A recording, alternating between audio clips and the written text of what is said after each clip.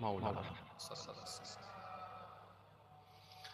وقال الله تعالى في كلامه المجيد والفرقان الحميد يا أيها الناس اعبدوا ربكم الذي خلقكم والذين من قبلكم لعلكم تتقون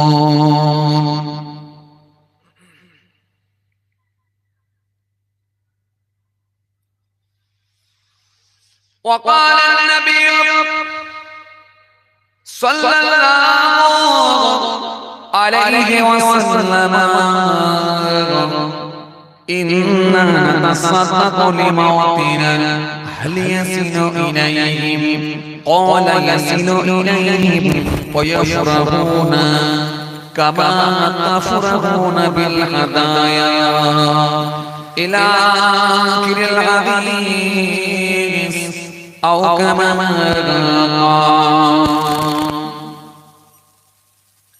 প্যারে হাজির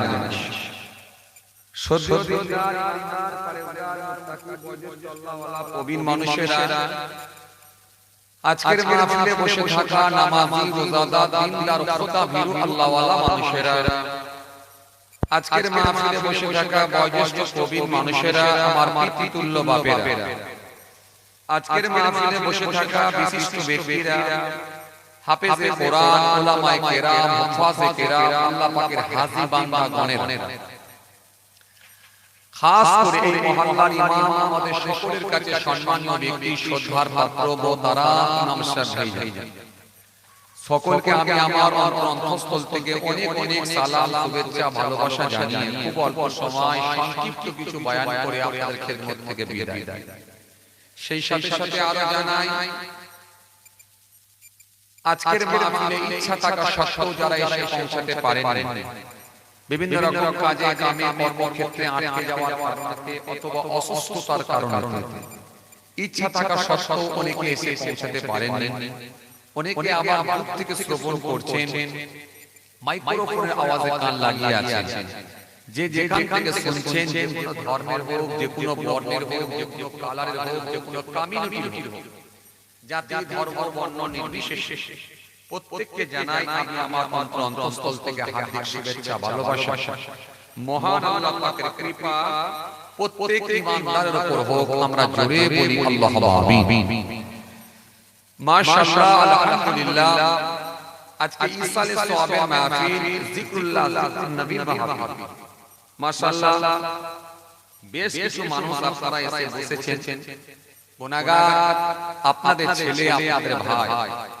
দরবারে ফুরফুরা শরীফ ছোট হুজুর পীর কেবলা রাহমাতুল্লাহ আলাইহি হুজুরের নাতি অর্থাৎ ছোট হুজুর কেবলার মেয়ে ছিলেন দরবারে পীরনগর শরীফ পীরনগরী হুজুর পীর কেবলা রাহমাতুল্লাহ আলাইহি তিনি দাদা হুজুর পীর কেবলা রাহমাতুল্লাহ আলাইহি হুজুরের হাতে হাত দিয়ে দস্তে বায়াত সুবতে আফতা কলকাতা 9 নম্বর হাসপাতালে তিনি পীরনগর বিশ্বের ছিলেন আহলে বায়াতের খানদান ছিলেন আমি সে হুজুর কেবলার পৌত্র অর্থাৎ ছেলে আপনাদের ছেলে আপনাদের ভাই গুনাহগার পীরজাদা মাহফুজুল্লাহ সাইদি হাজিরা দিয়েছি অল্প সময় সংক্ষিপ্ত কিছু বয়ান করে আপনাদের খেদমত থেকে বিদায় দিই কারণ লাইভ চলে ভাইরা আমার বন্ধুরা আমার আজকে ইসালে সওয়াবের মাহফিল যিকরুল্লাহ যিকরুন নবীর মাহফিল ইসালে সওয়াব এটা হলো আরবি কথা আরবিতে বলা হয় ইসালে সওয়াব ফারসিতে বলা হয় সওয়াব রেশানি বাংলায় বলা হয় আত্মার শান্তি কামনার মজলিস এই রকম একটা পবিত্র মাহফিলে আমরা বেশ কিছু মানুষ এক জায়গায় এসে জমায়েত হয়েছে এক জায়গায় এসে বসেছি আল্লাহ পাক রব্বুল আলামিন এই মাহফিলকে কবুল করেন আল্লাহ আমাদের সকলকে বলার থেকে শোনার থেকে বেশি বেশি করে আমল করার তৌফিক দেন সকলে বলি আল্লাহুম্মা আমিন ভাইরা আমার বন্ধুরা সাথী মুহাব্বতের ভাইরা মহান আল্লাহ পাক রব্বুল আলামিন কোরআনে কারীমের মধ্যে স্পষ্ট ঘোষণা দিয়েছেন ইয়া আইয়ুহান নাসু উবুদু রাব্বাকুমুল্লাযী খালাকাকুম ওয়াল্লাযীনা মিন ক্বাবলিকুম লাআল্লাকুম তাত্তাকুন আল্লাহ এই আয়াতের মধ্যে জানালেন হে মনুষ্য জাতি হে মানুষ সকল হে ঈমানদারেরা শোনো আমি আল্লাহ জানাচ্ছি তোমরা রবের ইবাদত করো, আল্লাহর ইবাদত করো, আল্লাহর হুকুম মানো। কেন? যিনি তোমাদের পূর্বের মানুষগুলোকে সৃষ্টি করেছেন, বানিয়েছেন। কেন? তোমাদেরকে বানিয়েছেন এবং তোমাদের পূর্বের মানুষগুলোকে বানিয়েছিলেন। উদ্দেশ্য অন্য কিছু নয়, একটাই কারণ, লাআল্লাকুম তাত্তাকুন, যাতে করে তোমরা মুত্তাকি, পরহেজগার, খোদা ভীরু হয়ে যেতে পারো। তাহলে এখান থেকে বোঝা গেল ইবাদত করলে মানুষ পাল্টে যায়, ইবাদত করলে মানুষ মুত্তাকি হয়ে যায়, পরহেজগার হয়ে যায়, খোদা ভীরু হয়ে যায়, ময়লা মুক্ত হবে, ত্রুটি মুক্ত হবে, পাপ মুক্ত হবে। এই পাপ মুক্ত বানানোর জন্যই আল্লাহ ইবাদত করার নির্দেশ দিয়েছেন। কথা বুঝে আসছে? আচ্ছা, এবার আপনারা বলেন তো, যারা বয়োজ্যেষ্ঠ প্রবীণ মানুষ আছেন, মুরব্বীরা যারা আছেন, একবার হিসাব করে বলেন তো, আজ থেকে 20 বছর আগে লটারির দোকান যা ছিল, তুলনামূলক আজকের দিনে লটারির দোকান বেড়েছে না কমেছে? জোরে বলেন, বেড়েছে না কমেছে? বেড়েছে। তার মানে লটারির দোকান যখন বাড়ছে, তার মানে লটারি কাটার লোক নিশ্চয় বাড়ছে।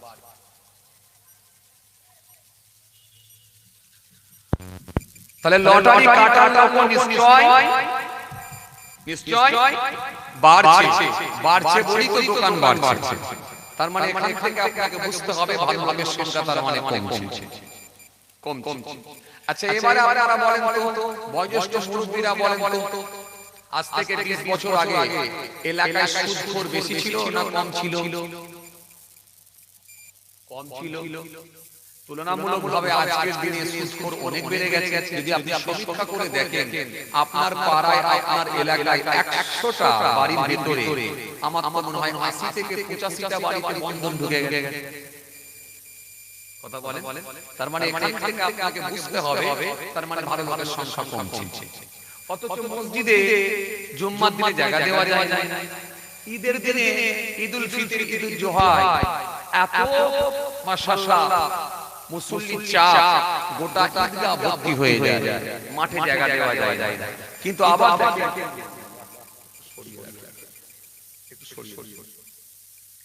আবার দেখেন সুদখোর বেড়ে যাচ্ছে, মদখোর বেড়ে যাচ্ছে, পরচর্চাকারীও বেড়ে যাচ্ছে, গীবতকারী বাড়ছে, আমানতের খেয়ানতকারীরা বাড়ছে, মিথ্যাবাদী বাড়ছে, চগলখোর বাড়ছে।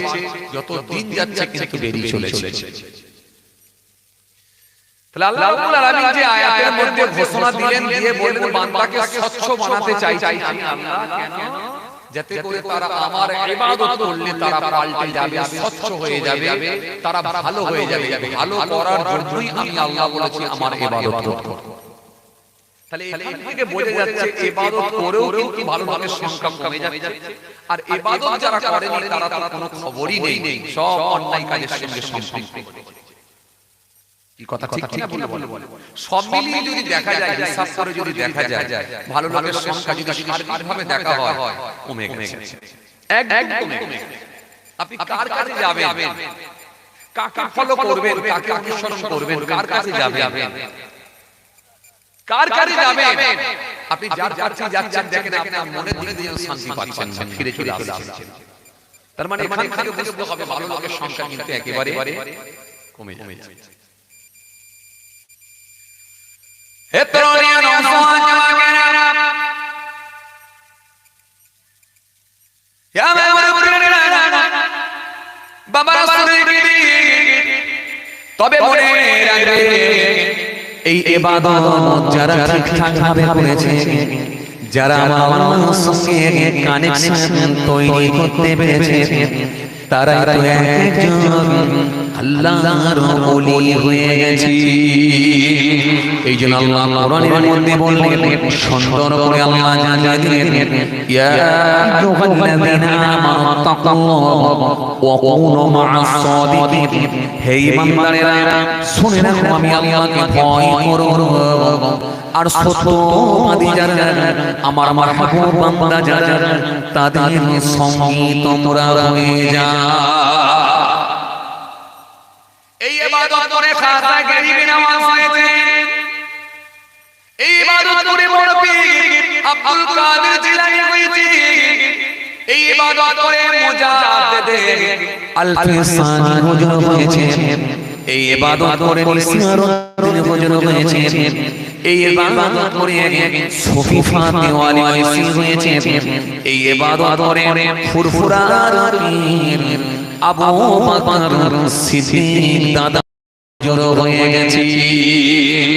যারা ইবাদত করেছে ত্রুটি মুক্ত হতে পেরেছে, অন্যায় মুক্ত হতে পেরেছে, আল্লাহর সন্তুষ্টির জন্য পরিপূর্ণভাবে দ্বীনকে যারা মেনে নিয়েছে তারাই তো একজন আল্লাহর মাহবুব, আল্লাহর ওলি বান্দা হয়ে গেছে।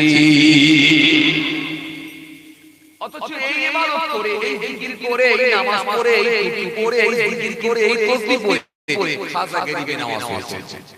এই নামাজ পড়ে, এই জিকির করে, এই টুপি পরে ফুরফুরা শরীফ আবু বকর সিদ্দিক দাদা হুজুর হয়েছে। এই জিকির করে, এই নামাজ পড়ে, এই টুপি পরে, এই জিকির করে, এই তাসবিহ পড়ে জি সুফি ফাতেওয়ালি ওয়াইসি হয়েছে। এই জিকির করে, এই নামাজ পড়ে, এই টুপি পরে জি ফুরফুরা শরীফ আবু বকর সিদ্দিক দাদা হুজুর রাহমাতুল্লাহ আলাইহি তিনি হয়েছে। এক একজন বড় বড় আল্লাহর মাহবুব বান্দা হয়ে গেছেন, যাদের সঙ্গে কানেকশন, সম্পর্ক, ট্রানজাকশন স্বয়ং আল্লাহ রাব্বুল আলামিনের হয়ে গেছে। একটু জোরে বলতে পারেন না? এই মানুষগুলোই জ্ঞানী, এই মানুষগুলোই সাকসেসফুল, এই মানুষগুলোই সফল হতে পেরেছে। ওই ব্যক্তিটাই সফল হয়েছে যে ব্যক্তি আমার আল্লাহর সন্তুষ্টি অর্জন করতে পেরেছে। ওইরকম দাড়িওয়ালার কোনো প্রয়োজন নাই, ওরকম জুব্বাওয়ালার কোনো প্রয়োজন নাই, ওরকম টুপিওয়ালার কোনো প্রয়োজন নাই যে একদম মিথ্যা মুক্ত হতে পারে। ওরকম দাড়িওয়ালার কোনো প্রয়োজন নাই, ওরকম টুপিওয়ালার কোনো প্রয়োজন নাই যে একদম বিড়ি টান ছাড়তে পারে। ওরকম দাড়িওয়ালার কোনো প্রয়োজন নাই।